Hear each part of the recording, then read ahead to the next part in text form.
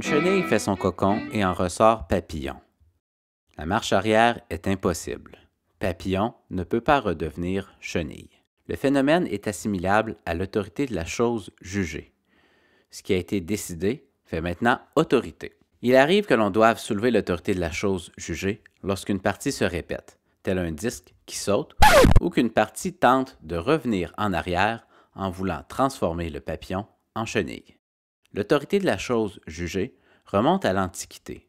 Ses conditions d'application varient selon les époques et les systèmes juridiques. Divers fondements ont été avancés quant à la naissance de cette institution, dont la sécurité sociale. En droit québécois, les conditions d'application sont prévues à l'article 2848 du Code civil. Jimmy le petit vandale vandalise votre maison. Vous le poursuivez afin qu'il rembourse le coût des réparations. L'année suivante, il vandalise la maison de votre voisin. Choqué de constater qu'il n'a pas changé, vous le poursuivez à nouveau afin qu'il vous rembourse le coût des réparations de votre maison. Jimmy peut opposer un moyen d'irrecevabilité de votre demande en raison de l'autorité de la chose jugée.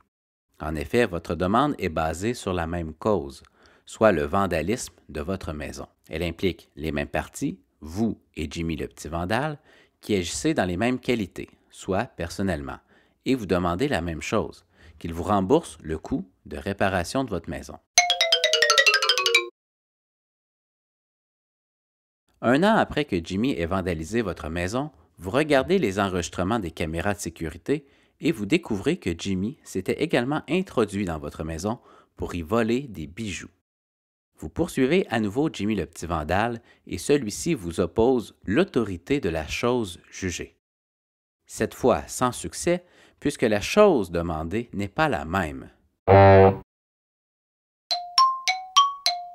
L'autorité de la chose jugée n'a lieu qu'à l'égard de ce qui fait l'objet du jugement lorsque les 4 conditions sont réunies. Regardons d'abord ce qui a fait l'objet du jugement à l'aide d'un exemple. Voici votre immeuble avant qu'il ne soit incendié.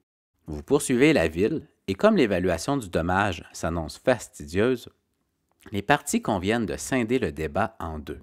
Dans un premier temps, la Cour devra déterminer si la ville a commis une faute. Si la réponse est négative, cela mettra fin au litige. Si la réponse est positive, il faudra alors évaluer les dommages et déterminer s'il existe un lien de causalité entre la faute et le dommage. Après avoir entendu la preuve, la Cour juge la ville fautive. Ce qui a fait l'objet du jugement est la faute de la ville. Si à l'étape de l'évaluation du dommage, la ville plaide son absence de faute, vous pourrez lui opposer l'autorité de la chose jugée car sa faute a déjà été reconnue. Pour qu'il y ait autorité de la chose jugée, la demande doit être fondée sur la même cause. Dans l'exemple introductif, il y avait 2 causes d'action différentes, le vandalisme et le vol des bijoux. Autre exemple, vous poursuivez votre voisin pour trouble de voisinage découlant du bruit excessif. 3 ans plus tard, vous le poursuivez pour un trouble de voisinage, soit le fait qu'il nourrit les animaux sauvages. Pour qu'il y ait autorité de la chose jugée, la demande doit être mue entre les mêmes parties. Jimmy le petit vandale diffame vous et votre ami sur Internet. Vous poursuivez Jimmy. Votre ami poursuit ensuite Jimmy. Il n'y a pas autorité de la chose jugée, car le premier litige implique vous et Jimmy, alors que le deuxième implique votre ami et Jimmy. Pour qu'il y ait autorité de la chose jugée, les mêmes parties doivent agir dans les mêmes qualités. Jimmy le petit vandale diffame vous et votre enfant sur Internet. Vous poursuivez Jimmy. Vous poursuivez ensuite Jimmy qui a diffamé votre enfant. Cette fois, vous agissez à titre de tuteur de votre enfant. Il n'y a donc pas autorité de la chose jugée. Pour qu'il y ait autorité de la chose jugée, la chose demandée doit être la même. Votre voisin est condamné à vous indemniser pour les troubles de voisinage résultant du bruit excessif.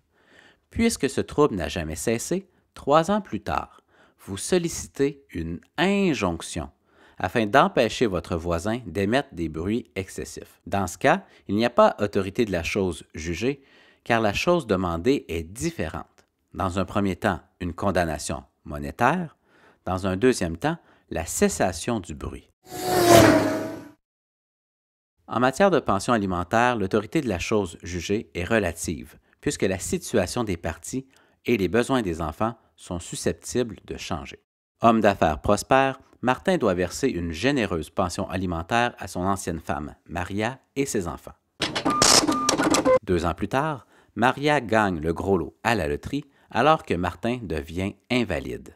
Enfin, le jugement qui dispose d'une action collective a l'autorité de la chose jugée à l'égard des parties et des membres du groupe qui ne s'en sont pas exclus. L'autorité de la chose jugée ne vaut pas à l'égard des justiciables qui se sont exclus de l'action collective.